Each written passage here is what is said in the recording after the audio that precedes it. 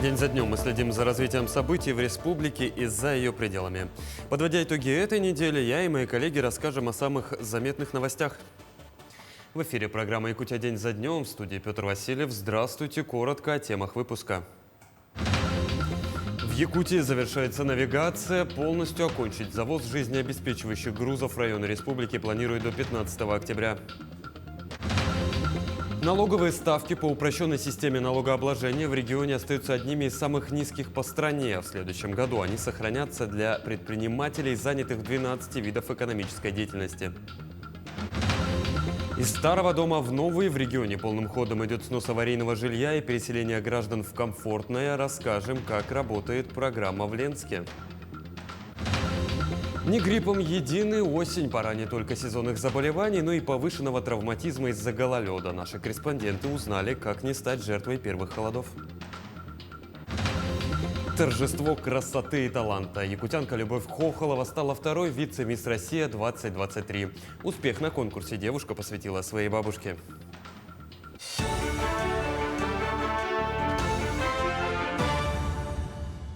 10 октября прошло первое заседание правительства Якутии в новом составе под председательством Кирилла Бычкова. В рамках заседания глава Якутии отметил, что первое заседание правительства в новом составе всегда знаковое событие. Он сказал, что состав Кабинета министров сформирован с учетом профессионализма и опыта каждого его представителя. Вам предоставлена уникальная возможность служить и внести свой личный вклад в развитие республики. Уверен, что вы продолжите все успешные традиции предыдущего состава и еще больше нарастите темп социально-экономического развития Якутии, подчеркнул глава региона. Айсан Николаев также провел совещание о ходе реализации национальных проектов в рамках нацпроектов. В этом году запланированы работы по строительству и реконструкции 65 объектов. Из них 29 объектам со сроком ввода уже в текущем году. Участники обсудили вопросы приобретения и доставки стройматериалов, порядка и сроках проведения работ по всем региональным программам. В этом году объем предусмотренных средств на национальные проекты составил рекордную сумму – около 67 миллиардов рублей. Прямое авиасообщение с Москвой возобновили в республике. Так, первый прямой рейс после реконструкции взлетно-посадочной полосы длиной в 3600 метров в понедельник выполнила авиакомпания «Якутия». Кроме того, возобновили прямые ежедневные рейсы Якутск-Москва-Якутск авиакомпания S7. Напомню, реконструкция взлетно-посадочной полосы проходила с 15 мая этого года. Параллельно с этим велись и другие строительно-монтажные работы. Так, на торце расширена зона для разворота воздушных судов более чем в 2 раза. Новый карман рассчитан на прием Боингов 777-300. Установлены очистные сооружения в нескольких точках аэродрома. Отремонтирована переименованная патрульная дорога, периметровое ограждение аэродрома. Авиакомпания «Аэрофлот» возобновляет полеты в Якутск 14 октября. Рейсы будут выполняться 3 раза в неделю по понедельникам, пятницам и субботам. На маршруте действуют субсидированные тарифы для льготной категории граждан и граждан, проживающих на территории Дальнего Востока без возрастных ограничений. С 30 октября рейсы «Аэрофлота» будут осуществляться ежедневно, кроме воскресенья.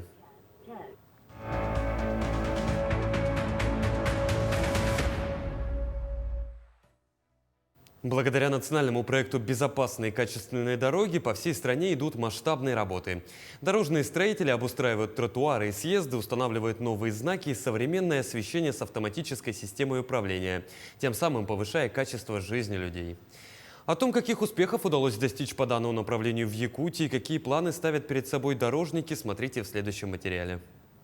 Дороги России становятся лучше, а ездить по ним безопасней. Об этом все чаще говорят жители страны. Вот уже 5 лет в России работает национальный проект, который помог привести в порядок и важнейшие транспортные артерии страны и улицы в городах и поселках. Старт большим изменениям дал президент России Владимир Путин. У нас поставлена национальная цель. В 2030 году доля дорожной сети в нормативном состоянии в крупнейших городских агломерациях должна составлять не менее 85%. И важно, что эти работы сейчас идут с опережением графика.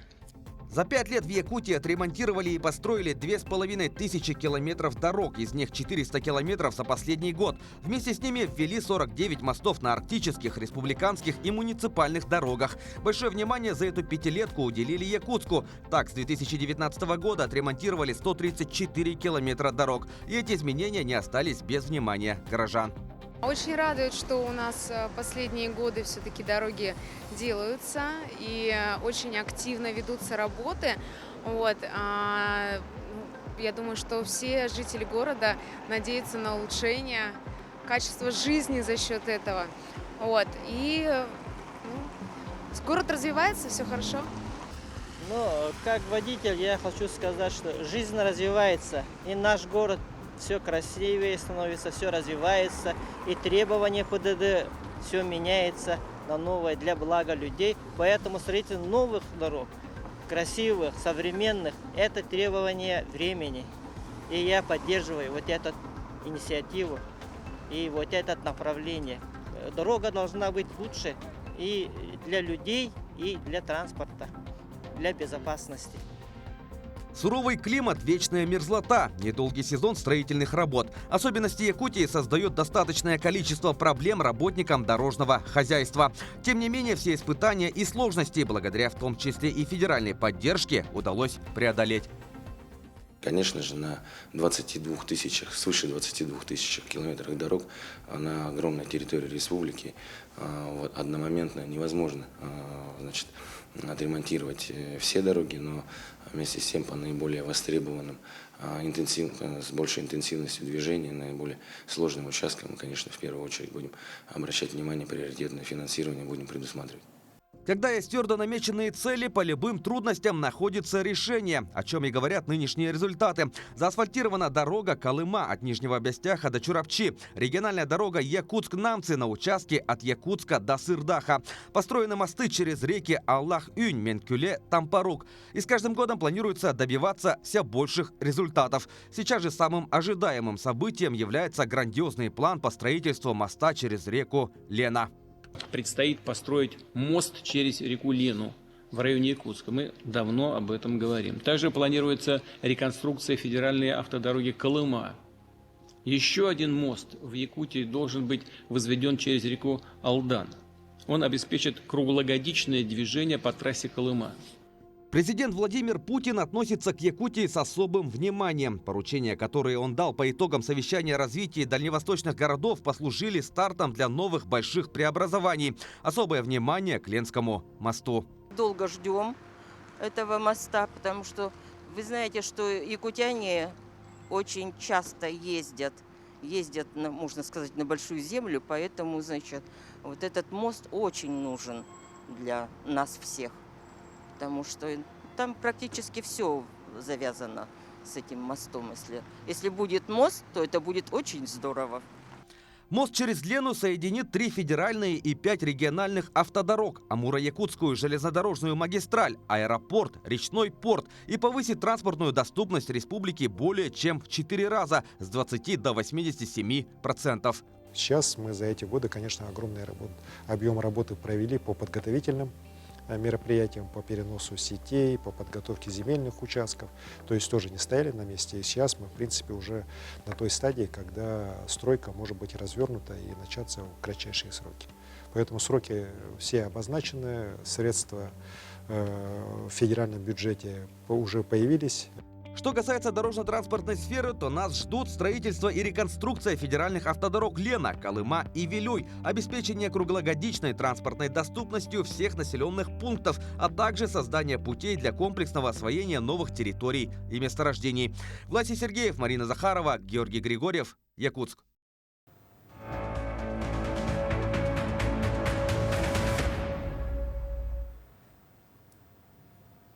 В Якутии завершается навигация. Полностью окончить завоз жизнеобеспечивающих грузов в районе республики планируется до 15 октября.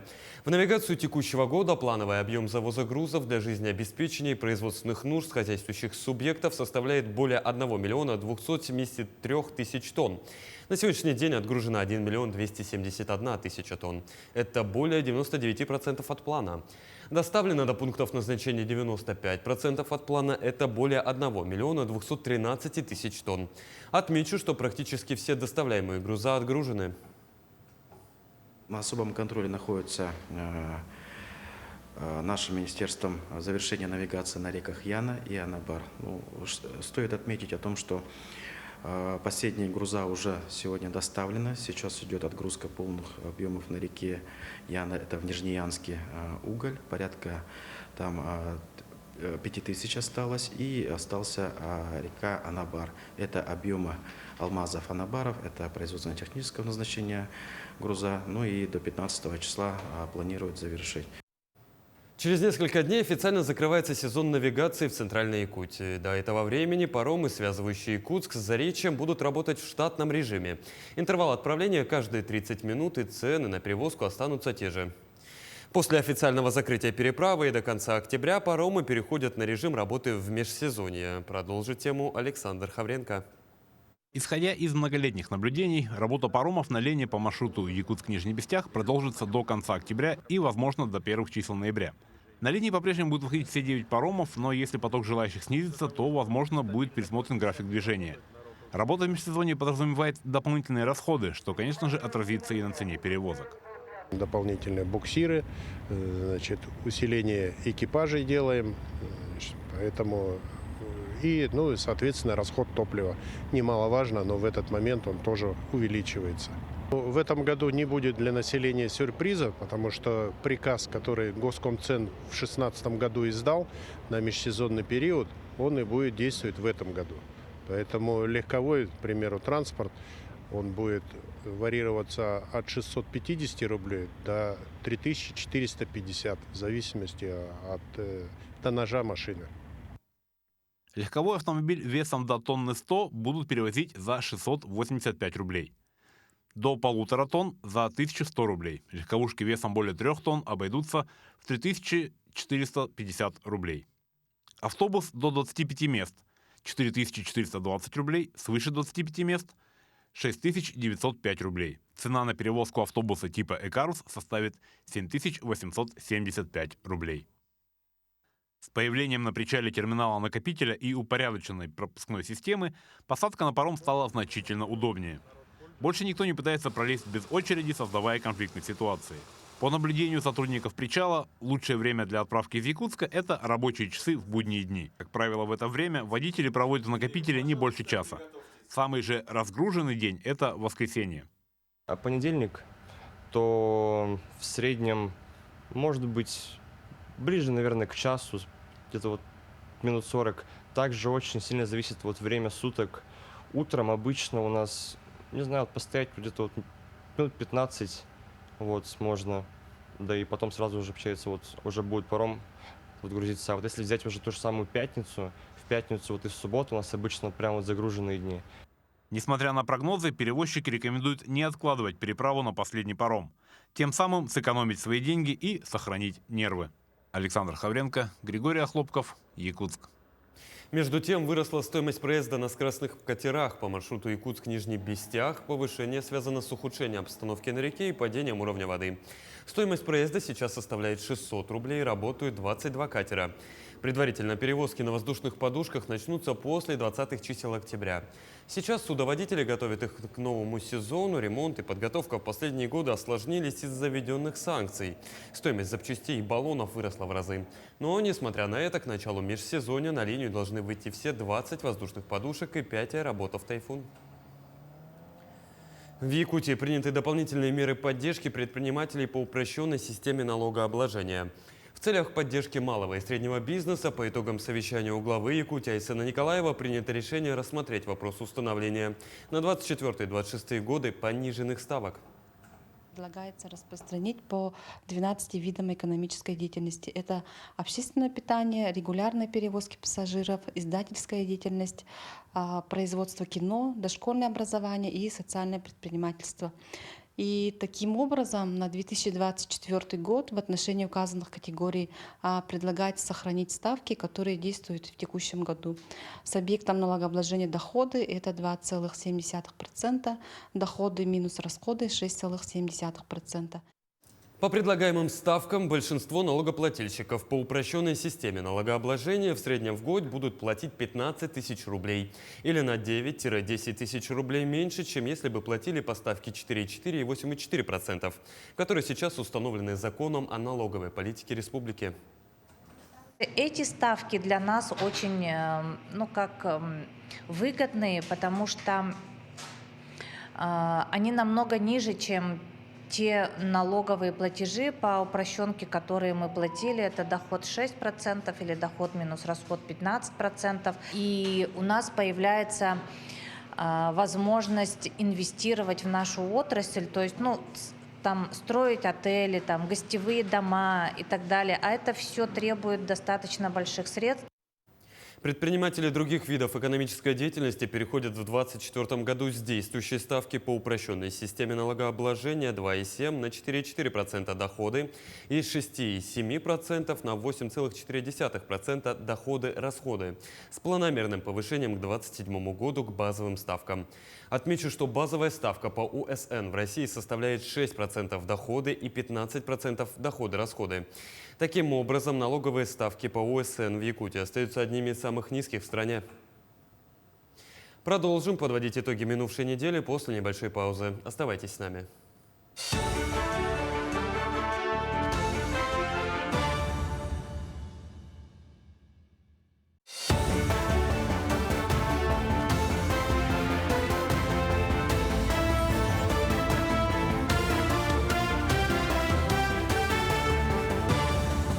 Это итоги недели, мы продолжаем. Энергетики западных электрических сетей ведут подготовку линий электропередачи и подстанций Мирнинского, Ленского, Алекминского и Вилюйской группы районов к работе в осенне-зимний период. На сегодняшний день работы идут в соответствии с планом. Все они нацелены в первую очередь на обеспечение надежного электроснабжения потребителей западного энергорайона. Особое внимание уделяется электроснабжению социально значимых объектов. Это медицинские и детские образовательные учреждения, теплопункты и котельные. Так, на подстанциях выполнили ремонт трансформаторов, выключателей, коммутационных аппаратов, провели техническое обслуживание вспомогательного энергооборудования. Отопительный сезон в Якутии начался во всех районах. Вместе с тем в 4 социальных объектах и 4 частных домах обнаружено отставание от графиков и выявлены замечания по подключению теплосетей. По информации министра ЖКХ Якутии Вячеслава Емельянова, на территории региона подготовлено 1154 котельных. Готовность по тепловым, водопроводным и канализационным сетям составляет 100%. Вместе с тем в 4 социальных учреждениях в Булунском и Нерюнгринском районах, а также в Якутске тепло еще не запустили в связи с проведением капитального ремонта. Котельные подготовлены, жилищный фонд также готовность 100%. Тепло запущено во всех объектах. Как отметили, существует ряд объектов в муниципальных образованиях, по которым существуют риски недополучения паспортов готовности. Это 13 муниципальных образований, а также 3 городских округа.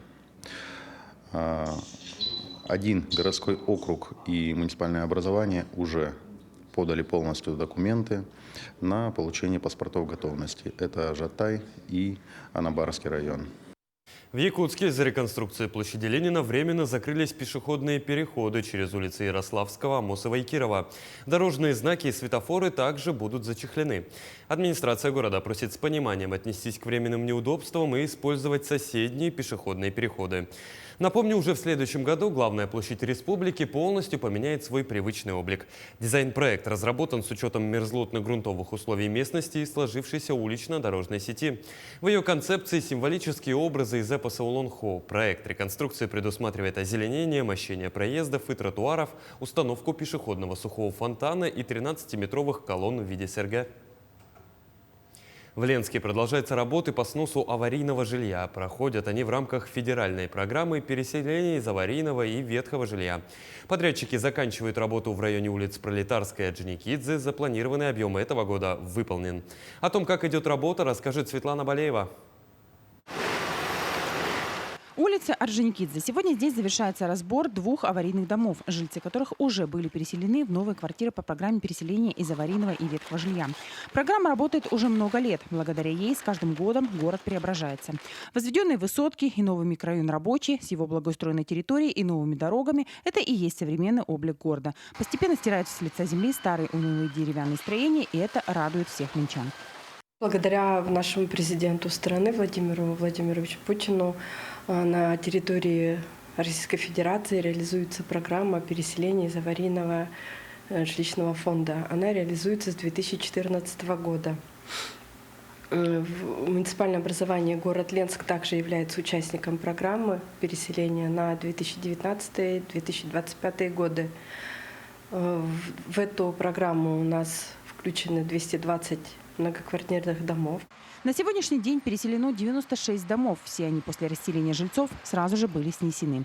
Подрядчики работают всегда в ускоренном режиме, с опрежением сроков контракта. Так и сегодня. Буквально за считанные дни была расчищена территория от нескольких двухэтажек. Наша компания выиграла тендер на разбор ветхого и аварийного жилья в количестве 7 домов. По графику мы должны сдать это все 30 ноября. Организация работает с увеличением темпов, так как аварийные дома – это такое, знаете, место, где, грубо говоря, любит скапливаться молодежь, да, и так далее, поджигает их. Поэтому было принято решение задействовать более 15 единиц техники и в кратчайшие сроки снести наш объем. На снос аварийного жилищного фонда из районного бюджета в этом году выделено 13 миллионов рублей. Депутатский корпус поддержал инициативу администрации города. Было выделено из вышестоящего бюджета 32,5 миллионов рублей. По итогам аукциона заключен контракт. В настоящее время практические работы завершены по сносу 7 многоквартирных домов на указанном земельном участке. Имеется уторговка, которую также планируется использовать эти лимиты на снос еще 7 многоквартирных домов. Подрядная организация занимается сносом аварийного и ветхого жилья уже более 5 лет. У предприятия своя специализированная техника, опытные специалисты, слаженно работающие в команде. На данном этапе разбивается на 3 части. Это у нас сам снос, да, вывоз мусора, да. Второй этап – это у нас демонтаж фундамента. И третий – это у нас отсыпка ПГСом и отравнивание данного участка. На данной стадии это у нас сейчас крайний дом, который по контракту мы сносим. На разбор одного дома уходит 1 день и более 2 миллионов рублей. С каждого аварийного строения вывозится порядка 250 машин мусора. К работе привлечено 15 единиц техники, несколько самосвалов, эскаваторы, погрузчики. Сегодня в городе остаются еще десятки домов, подлежащих сносу, но средств на все не хватает. Благодаря поддержке районных властей и депутатского корпуса городской бюджет получил дополнительные средства на этот год. Они позволят снести еще несколько аварийных домов. Работы по разбору нежилых помещений начнутся уже со следующей недели. Напомню, что с 2019 года было переселено 1450 семей. Часть из них получили новое жилье, часть – компенсацию. В этом году было заселено 3 многоквартирных дома. Новое жилье получили 360 семей. Одна из новоселов этого дома – жительница дома по улице Портовская, 25, Светлана Климова. Переселение женщина ждала с 2013 года. Я летела с 4-го этажа, я на парусах летела, что довольна была сразу, что получила это жилье. У меня было 68,4, стало 75,1. Мне квартиру дали больше площади. Спасибо, во-первых, президенту нашей страны, главе нашего региона. У меня сын живет в Айхале, переехал, женился и уехал туда, 15 лет. И он приезжает, каждый год приезжает, говорит: мама, как хорошеет наш город.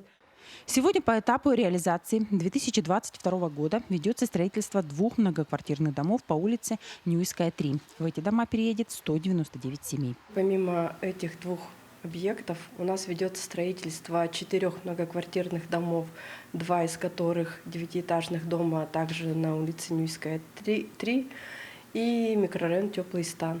Ключи от новых квартир по улице Ньюйская и на Теплом стане ленчане получат уже в следующем году. Светлана Балеева, Виталий Андреев, Ленск. Перейдем к другим темам. Члены отряда «Барс-2» продолжают службу на передовой. Бойцам, которые несут службу в ЛНР, вручили медали за отвагу. Там же, на месте, во время жестокой перестрелки, эту награду вручил комбат. Такие моменты поддерживают военнослужащих, которые несут свой долг во благо Родины. Служим-то здесь мы не за награды. Ну, получилось, значит, получилось сейчас. Служу я 8 месяцев уже здесь. Полгода первый служил по контракту и продлил. Сейчас командир взвода. Вот это командир отделения, гранатометчик Мазай. В общем, такие вот дела. 8 месяцев служу уже. Якутяне, получившие ранения в зоне СВО и проходящие реабилитацию, в скором времени вновь получат гостинцы из республики. Это 25 свежих гусей, которых отправили из поселка Поход с Нижнеколымского района. Также от жителей северного поселка доставят 40 килограмм рыбьего фарша, изомуля и чира. Всю продукцию заморозили по методу шоковой заморозки, а это значит, что все мясо и полуфабрикаты дойдут до получателей, сохранив необходимую пользу. Мы, как нам показывали, у меня есть тут наставница, вот Алина стоит, которую вы видели, она мне показывала. Ну и по направлению, куда она летит, мы и чистим. Получается, крылья мы по хрящам выделяем, чтобы, и просто откладываем. Хвост выдираем, кожу полностью некоторую очищаем, и моем ее и после этого и сдаем. С 19 мая в Нерюнгринском районе начало работать местное отделение общероссийского общегосударственного народного движения детей и молодежи «Движение первых». Ближайшие планы работы обсудили на встрече первичных организаций, где и побывала наша съемочная группа. В молодежном центре Нерюнгри прошла встреча первичных организаций «Движения первых», созданных на базе образовательных учреждений Нерюнгринского района. «Движение первых» – это сотни уникальных программ воспитания и становления личности, активного и ответственного молодежного сообщества. Сейчас задача движения первых – формирование ценностей, патриотизма и ценностей вообще семейных и воспитательных, конечно, выходит на первое место в сообществе. И очень важно, что отмечается момент, что важно не просто организовывать мероприятия для детей, но и воспитывать их всем взрослым сообществом. Это и педагоги, и родители, и неравнодушные взрослые, которые этих детей окружают. «Движение первых» создано в июле прошлого года по инициативе президента России Владимира Путина. Оно продолжает набирать популярность среди детей и подростков. Уже более 1000 юных нерюнгринцев стали его участниками, чтобы найти себе друзей, близких по убеждениям, увлечениям и интересам. В Южно-Якутском технологическом колледже мы открыли первичное отделение российского движения детей и молодежи, «Движение первых», 7 апреля в этом году. Это большая возможность для студентов, чтобы реализовать свои различные какие-то хобби, либо реализовать себя в будущем. Ведется огромная большая работа по социально-воспитательной работе, а также по патриотическому воспитанию подрастающего поколения. Быть первыми одновременно и легко, и трудно, но перед участниками «Движения первых» открываются большие возможности для самореализации и успеха. Ведь участники движения действуют как одна команда, помогают друг другу в учебе, труде, поиске и раскрытии таланта каждого. Стать участником «Движения первых» мне помогло мое искреннее желание саморазвиваться, самосовершенствоваться, потому что я узнала об этом движении, и сразу возник вопрос, а что это?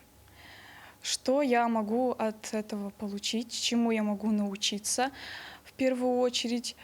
И поэтому сразу я нашла себе единомышленников, нашла тех, кто также хотел бы со мной развиваться, узнавать подробнее вообще, что такое «Движение первых». Среди ценностей «Движения первых» – уважение культуры, традиций, обычаев и верований многонационального народа России. А работа с наставниками позволяет создавать и реализовывать различные проекты, направленные на сохранение культуры. У меня в школе есть наставник, с помощью которого я вообще нашел такую идею для своего проекта. Так как он сам является эвенком, и он рассказывал много историй о своем народе.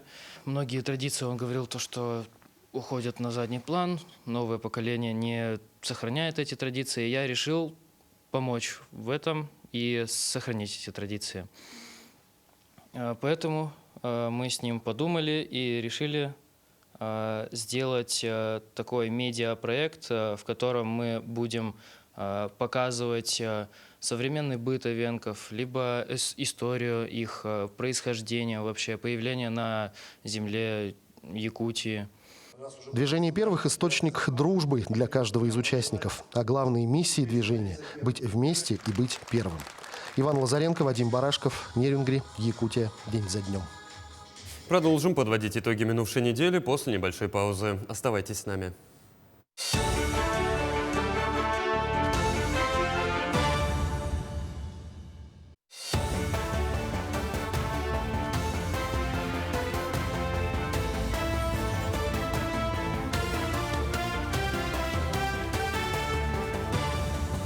Это итоги недели, мы продолжаем. Наступает зимняя пора, с ней приходит и гололед. Только за прошедшую неделю на территории Якутска было зарегистрировано 24 дорожно-транспортных происшествия. По данным Государственной инспекции безопасности дорожного движения, в результате аварий 2 человека погибли, 32 получили различные травмы, из них 4 несовершеннолетних. Водителям настоятельно рекомендуется строго соблюдать правила дорожного движения, на скользких дорогах ехать с безопасной скоростью, не забывая про дистанцию между транспортными средствами, а также не забывать о своевременной смене летней резины на зимнюю. Еще раз хотелось бы напомнить водителям, чтобы они соблюдали правила дорожного движения, особенности, если они собираются выезжать на дальние расстояния. В первую очередь они должны посмотреть техническое состояние своего транспортного средства, то есть в первую очередь, опять же, должны сменить летнюю резину на зимнюю, ну и также посмотреть техническое состояние транспортного средства в целом, то есть тормозную систему и не только. Еще один острый вопрос, поднимающийся с наступлением холодов – теплые остановки. С 2021 года их количество в городе активно растет, и более того, ежегодно вводятся различные нововведения. Подробности знает Мария Кардашевская. Теплые автобусные остановки в Якутии уже давно не новость. В Якутске установлен уже 61 павильон для ожидания автобусов. Но на этом работа не останавливается. В этом году в столице появится еще 10 теплых остановок. 3 из них уже подключены к электричеству и введены в эксплуатацию. Остальные 7 будут готовы до конца года. У нас, безусловно, проспект Ленина, кинотеатр Лена, площадь Дружбы рядом с магазином Токко и где торговый центр Московский. Дальше по улице Бабушкина, по улице Челюскина, в Старой Табаге и отдел полиции номер 1. Это у нас рядом с новым физкультурно-оздоровительным комплексом. Дальше 3 остановки. Это у нас университет, в котором мы сейчас находимся, и автодорожный факультет по улице Красильникова и Рихарда Зорги. Павильоны снабжены всем необходимым. Это и пандусы, и розетки, и видеокамеры. Инфракрасные лампы обеспечивают комфортную температуру, а табло будет показывать, когда подойдет нужный автобус. Ну а поскольку в прошлом году почти 20 остановок пострадало от рук вандалов, во избежание вандализма уделено и особое внимание прочности конструкций. На сегодняшний день автобусные остановки уже изнутри, приведены антивандальные мероприятия. Это стены, они с более толстого материала изготовлены и с дополнительным усилением. Это, конечно, повлекло на небольшое удорожание стоимости. Также доступ в сами помещения уже перекрыт более усиленными дверными полотнами. И внутри все движимое имущество, это там мониторы, там компьютеры и тому прочее, оно тоже под защитным антивандальным таким закрытым элементом. На следующий год отобрано еще 38 остановок по заявкам горожан. Однако не все так просто. Для установки очередного павильона необходимо согласовать каждое место с ресурсоснабжающими организациями на техническую возможность установки таких строений. Так или иначе, известно одно: в суровых климатических условиях теплые остановки – это не блажь, а необходимость. А это значит, работа по их установке по всему городу продолжается. Мария Кардашевская, Семен Семенов, Якутск. Одежда не по погоде, сниженный иммунитет и плотный контакт с другими людьми в закрытых помещениях поспособствовали скорому уходу нескольких школ на карантин. Как обстоят дела с ОРВИ и гриппом, сколько зарегистрировано заболевших и что нужно делать, чтобы позаботиться о своем здоровье. Обо всем по порядку расскажет Марина Захарова. Как только количество заболевших превышает 20%, весь класс или группа уходит на карантин. По данным на 10 октября он затронул 19 групп в детских садах, 700 воспитанников. и 31 класс в 18 школах, в целом 883 учеников. Но учеба продолжается. Времена цифровых технологий в таких случаях выручают. Учителя на время карантина перешли в дистанционный формат, сохраняя школьную успеваемость на должном уровне. За последнюю неделю было отмечено снижение заболеваемости гриппом и ОРВИ, и через пару дней школьники вернутся за парты, чему очень рады педагоги. В основном у нас ушли дети из группы начальных классов, поэтому сами понимаете, как важно, чтобы учителя лично проводили занятия. Но при этом рекомендации соответствующих органов есть, поэтому если в классе заболеваемость ОРВИ превышает 20%, то мы, естественно, этот класс отправляем на карантин. Правда, при этом требуем, чтобы классные руководители и родители предоставляли справки, подтверждающие, что дети действительно заболели ОРВИ. Специалисты во избежание массовых заболеваний настоятельно рекомендуют прививать своих детей. Во всех общеобразовательных учреждениях работают специальные кабинеты, в которых обучающиеся могут проставить все необходимые прививки. Надо отметить, что в общеобразовательных учреждениях продолжается прививочная кампания против гриппа. По состоянию на сегодня профилактические прививки против гриппа охвачены более 13 тысяч, в том числе детей дошкольного возраста привито 4110, с 1 по 11 классы привито 9295, и работников школ и детских садов составляет 2055. Это 42%.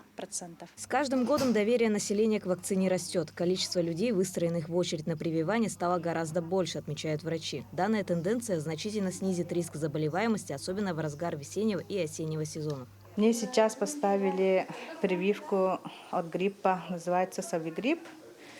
У меня 2 детей. Один ребенок ходит в садик, другой ребенок в школу. И они каждый год в сентябре прививаются Совигриппа. Я думаю, что это очень помогает. Они сильно не болеют. В целом ситуация стабильна. Количество заболевших находится на том же уровне, что и в предыдущие годы. Рост заболеваний ОРВИ и гриппом связан лишь с переменчивыми погодными условиями и тесным контактом с другими людьми в закрытом пространстве. Врачи настоятельно рекомендуют проветривать помещение, проводить уборку своевременно, соблюдать правила гигиены, вакцинироваться и при обнаружении недомогания, насморка или кашля сразу обратиться к специалисту и уйти на больничный. Во-первых, это масочный режим. Да? Обязательно нужно вводить масочный режим. Это мытье рук обязательно, проветривание, кварцевание.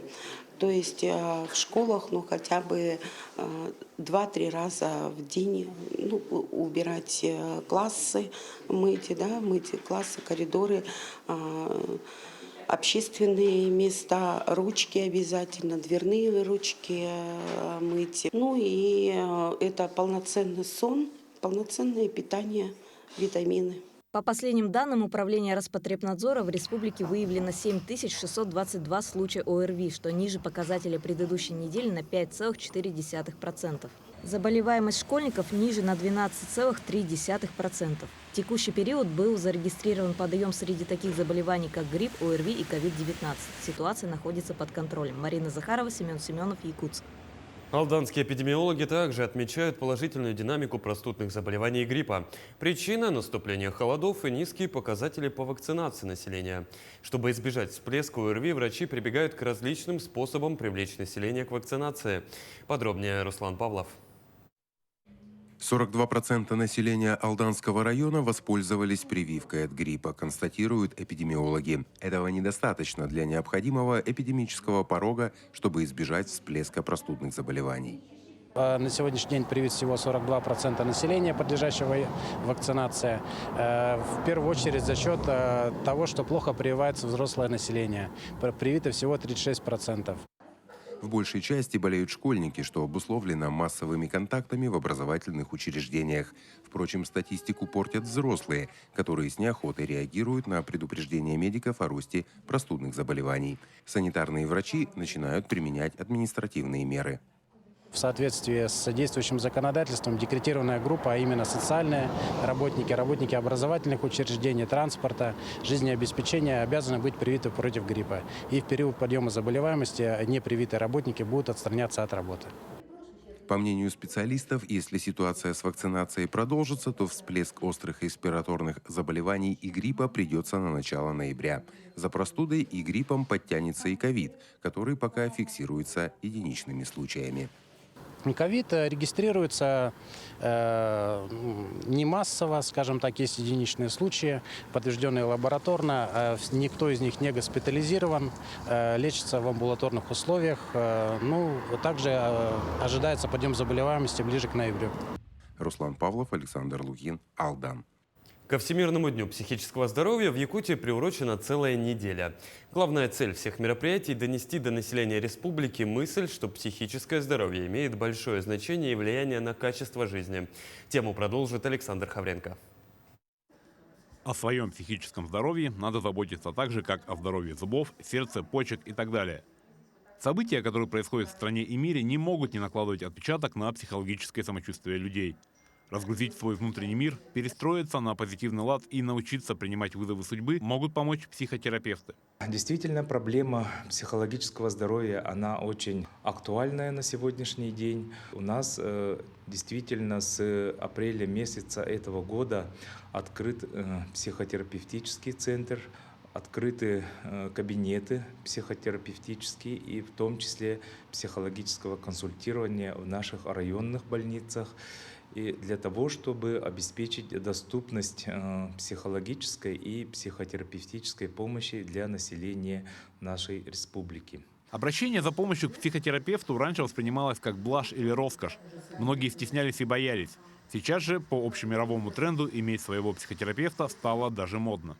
Обратиться на самом деле может любой человек, у кого есть те или иные сложности психологического характера. Например, показания какие могут быть: тревожные состояния, нарушения сна, сложные отношения хоть с кем, с родственниками, с друзьями, с близкими, с коллегами. И если человек испытывает те или иные эмоциональные сложности, он, в принципе, может обратиться в наш центр. Люди сейчас заинтересованы именно в том, чтобы жить хорошо. Но зачем просто внутри себя ходить и страдать, и, например, иметь какие-то деструктивные отношения? Зачем? Когда можно жить очень хорошо и классно. Сейчас в центре работают 4 врача-психотерапевта и 4 клинических психолога. До конца года должен завершиться ремонт в основном здании центра, и тогда количество специалистов будет значительно увеличено. И работники центра уверены, что ходить к психотерапевту надо не реже, а может и чаще, чем посещать стоматолога. Александр Хавренко, Георгий Григорьев, Якутск. Продолжим подводить итоги минувшей недели после небольшой паузы. Оставайтесь с нами.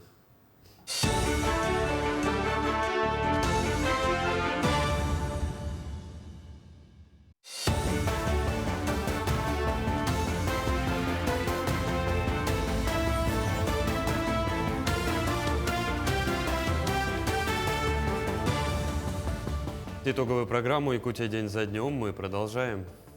С 25 по 28 октября впервые в Якутске пройдут Дни Эрмитажа. Мероприятия приурочены к 95-летию Национального художественного музея республики. Ключевым событием станет выставка «Часы и эпоха» из собрания Государственного Эрмитажа. Будут представлены подлинные произведения искусства в рамках проекта, также запланированы эрмитажный лекторий, мастер-классы по живописи. Для профессионального музейного сообщества состоится семинар, освещающий комплекс вопросов реставрационно-хранительской деятельности и безопасности музейных коллекций. Якутия примет участие в международной выставке-форуме «Россия в Москве». Регион представит свою культуру и народные промыслы, а также древнейшее эпическое искусство народа Саха – Олонхо. Одним из главных экспонатов станет Элей Ботур. Об этом расскажет Мария Кардашевская.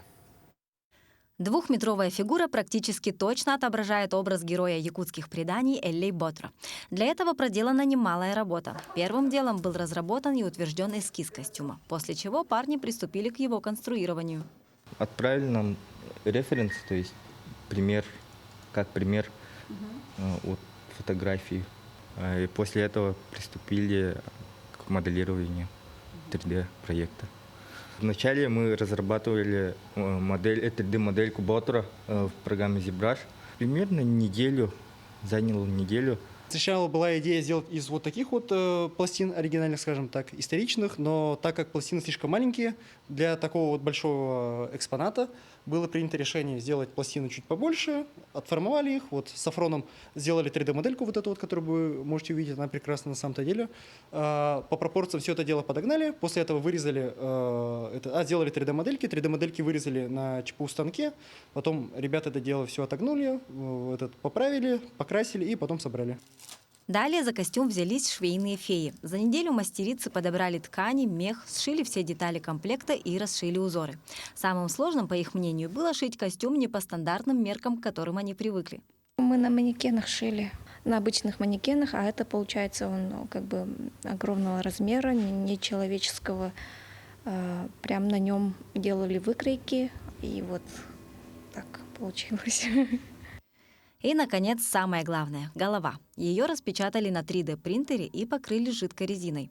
Но самое интересное даже не это, а то, что на выставке фигура буквально оживет. Там поставили звук и движение головы. Когда люди будут подходить, энергомотор будет поворачиваться налево-направо и говорить разные слова. Ну, слова пока еще думаем, но тестовое слово «руехал» – «энергию». Приветствие. Помимо элейботера, ребята повезут с собой якутские национальные костюмы мальчика и девочки, в которых участники будут приветствовать посетителей, а также фигуры знаменитых якутской лошади и быка холода. Ну а уже 4 ноября на территории ВДНХ откроется обширная экспозиция, которая будет работать до 12 апреля. Мария Кардашевская, Григорий Хлопков, Якутск. Новый 53-й театральный сезон артисты и зрители театра оперы и балета встретили в преображенном здании. Театр отремонтирован и оснащен по нацпроекту «Культура» на общую сумму свыше 48 миллионов рублей. О проделанной работе узнавала Марфирина Алексеева. В текущем году театр оперы и балета стал первым региональным театром, получившим субсидию на ремонт по федеральному проекту «Культурная среда» в рамках национального проекта «Культура». Ремонт зданию был необходим. В некоторых служебных помещениях реставрацию не производили с момента строительства, а это с 1982 года. Впервые в этой истории, я 90-го года в этом театре работаю, да, и впервые вот это, для меня это исторический момент. От пола до потолка все сделано. Видите, какая красота? Люди, несущие красоту, они должны петь в красоте. Так ведь? Потому что они поют такую махину, такие оперы, такие оперные спектакли. Радость оперного хора оправдана. Этот кабинет был полностью возобновлен. В последние годы это помещение являлось складом. И вот в этом году снова служит по назначению. Помимо внутренней отделки помещений, проделан капитальный ремонт кровли и окон. По зданию были многочисленные протечки кровли, изношенные полы, продувающие окна, разрушение фасада, водостоков ливневых, проблемы с проводкой, с освещением, с покраской, в общем, в целом по зданию. Большой объем работы был проведен в производственном цеху. Здесь трудится более 50 работников. И именно тут создаются все костюмы и декорации. Капитальный ремонт позволил вывести здание из аварийного состояния. Протекала кровля, и это давало, очень большие сложности.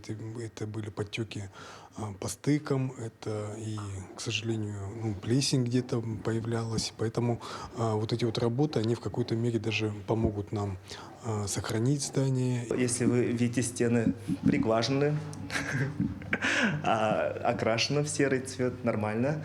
А до этого были такие, скажем так, бабушкины обои. Полы у меня, конечно, были эти старые, можно грубо сказать, совдеповские плитки. А сейчас постелили кафель, очень качественно, ровно. Нам поменяли полностью полы. Полы были старые, очень старые вообще, вот с щелями. А сейчас ровные стали. Вот когда будем, например, задники сделать, уже аккуратные, прямые будут.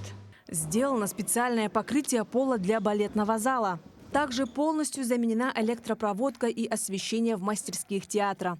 На выделенные средства по программе оснащения театров приобретено световое и звуковое оборудование. Кроме того, на сэкономленные финансы удалось провести ремонт в зрительских зонах. Отштукатурить и покрасить потолки, заменить двери, освещение и зеркала. В полной мере насладиться новым видом, звучанием и светом зрители смогли уже на открытии нового 53-го сезона. Марфирина Алексеева, Джилустан Накентьев, Якутск. Якутянка Любовь Хохолова взяла титул второй вице-мисс России национального конкурса красоты. 22-летняя красавица дефилировала в костюме от Августины Филипповой, а на конкурсе талантов представила шоколад ручной работы. Чем еще удивила членов жюри Любовь Хохолова, почему она посвятила победу бабушке, подробности в материале Айсены Бурнашовой. Второй вице-мисс Россия 2023 становится Любовь Хохолова! Республика Саха-Якутия! Блистательная и лучезарная Любовь Хохолова на сцене сияет ярче софитов. Ее походка и грация вкупе с талантом и харизмой позволили девушке выйти одной из 3 победительниц конкурса, чего стоит и улыбка красавицы. Глаз не оторвать. Второй вице-мисс Россия 2023! У меня очень предательски тряслись щеки. У меня сводило мышцы, и они начинали трястись. Вначале я вообще не понимала, что происходит. Вот. И осознание пришло, наверное, даже не сразу, не вот на сцене, а спустя сутки или даже 2, когда я хорошенько выспалась и поняла все это. Рада безумно. К своей мечте стать главной красавицей страны якутянка шла с детства. Она родилась в Алекминске, жила в Намцах, школу окончила в Якутске. Кстати, Любовь Хохолову якутяне могли видеть и на республиканских конкурсах красоты. В 2018 году это был конкурс «Мисс Республика Саха-Якутия», где победительницей стала Наталья Строева. Но тогда мне было 16, и, если сказать честно, то на момент кастинга мне сказали, что тебе 16, и ты не победишь. И вот девушке 22. Дверь открыта в «Мисс Россия». Долгая дорога к успеху, как и подготовка к конкурсу. За 2 месяца до финала девушка скинула 7 килограммов. Впервые приготовила шоколад. Это понадобилось для этапа талантов. И готовилась к главному выходу в национальном костюме, который весил почти 25 килограммов. Все были в шоке, наверное, когда ты выходишь в этом костюме, и все такие: что это такое? Это было очень шикарно. Волнительным оказалось и народное голосование. За Любовь Хохолову отдали свой выбор почти 5000 человек. Я боялась, только думаю, Якутия будет спать. Кто проснется, кто вообще будет голосовать. Да, без этой поддержки я бы, наверное, не чувствовала себя так уверенно. Красивые, обаятельные, притягательные и самые лучшие девушки страны. В этом году на национальный конкурс поступило более 85 000 заявок. В финал вышли лишь 50 девушек. Лучшими стали 3. Вторая вице-мисс Любовь Хохолова. Любовь Хохолова, Республика Саха-Якутия. После конкурса жизнь вернулась в прежнее русло, говорит якутянка. Впереди лекции, Любовь учится на психолога и работа. Она инженер. А свою победу в самом красивом конкурсе страны девушка посвящает бабушке. Я уверена, что она была, что она гордится мной. Вот. Ее нет с нами уже 2 года. Я ее очень любила, и меня назвали в честь нее. За что бы я ни взялась, всегда чувствовалась любовь и поддержка. Айсена Бурнашова, Виктор Олесов, Москва. Младшая команда юноши 2008 года рождения Якутской республиканской спортивной футбольной школы на юношеской дальневосточной лиге завоевали бронзовую медаль. Всего на юношеской дальневосточной лиге участвовали 10 команд из Хабаровска, Владивостока, Южно-Сахалинска и многих других регионов. Старшая команда спортивной футбольной школы до 18 лет заняла 8-е место. Продолжит тему Даяна Федорова. Юношеская лига Дальнего Востока стартовала в первых числах мая. По регламенту турнира каждая команда встречалась со всеми соперниками на своем и чужом поле. По итогам 18 туров лиги воспитанники якутской школы одержали 9 побед при 6 поражениях и 3 ничьих, тем самым набрав 30 очков. Столько же пунктов набрали юноши из Благовещенска. Однако в борьбе за 3-е место якутяне опередили их по дополнительным показателям. По итогам в целом учебного года сезон для нас вышел достаточно хороший. Даже хорошо с плюсом, так если говорить. Все местные соревнования наши региональные мы выиграли. По мини-футболу, по футболу. И плюс вот в этом самом крупном турнире по футболу на Дальнем Востоке мы попали в медалисты. Поэтому, конечно, могли выступить даже чуть-чуть получше. Но в целом мы очень-очень рады. Мы все время были в роли догоняющих. Мы все время были там 7-е, 6-е, 5-е, 4-е. Так мы в целом в течение сезона поднимались с мая по октябрь, и перед последним туром мы заняли свое законное место, и потом уже никому его не отдали. Республиканская школа по футболу работает с 2009 года и является одним из лидеров развития детского футбола на Дальнем Востоке. В школе занимаются 582 воспитанника в разных возрастных группах от 6 до 17 лет. В тренерский штаб входят 15 специалистов. У нас условия хорошие. Как видите, вот занимаются в спортивном комплексе «Дахсун». В Нерюнгри это «Шахтер» и «Горняк» спортивные комплексы. Всего хватает, есть условия, чтобы заниматься футболом. Раз в неделю обязательно тактическая подготовка.